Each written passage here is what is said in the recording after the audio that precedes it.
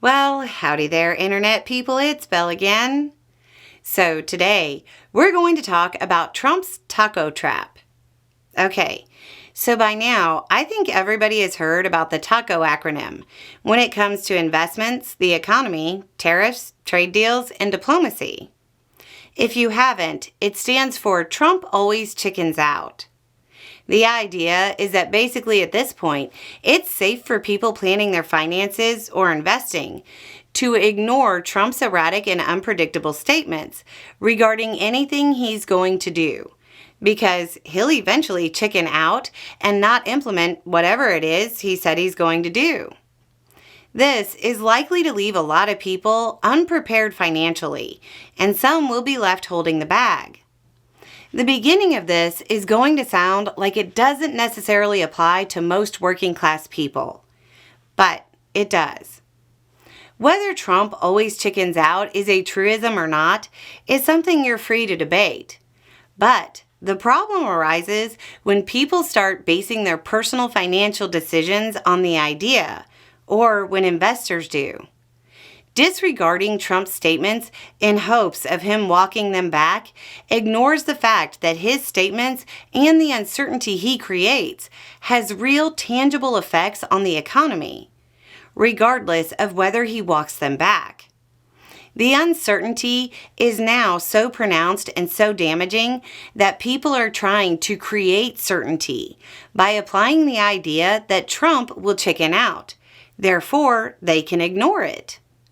Trump chickened out over the tariffs on China. However, the U.S. GDP still saw negative growth. The damage was real, even though he walked back his policy. We've talked about how the stock market is disconnected from reality and how the market is severely overvalued. If people continue to ignore the actual economic damage Trump's policies are inflicting, and instead just look at the market and say, line eventually go up, investors will buy, and the line will indeed eventually go up. The problem occurs when Trump's ego gets in the way, and he doesn't chicken out on something he should, and it causes a market shock, leaving companies scrambling. Or when the long-term effects of the uncertainty become impossible to ignore, and the market corrects too late. When that occurs, the companies being traded on the market will make moves to keep their stock price up. That means cutting costs. In most U.S. companies, the only cost that can really be cut is labor. That means layoffs. This is where it matters to the working class. If the company you work for makes decisions based on the idea that Trump will chicken out, and he doesn't, you're in trouble.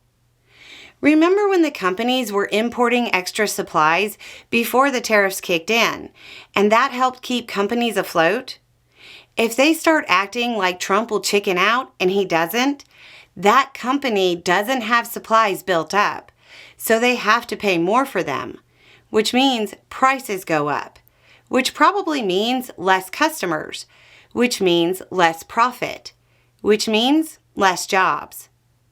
The U.S. is not in a sound economic position, and Trump's economic policies and strategies don't make a good meal.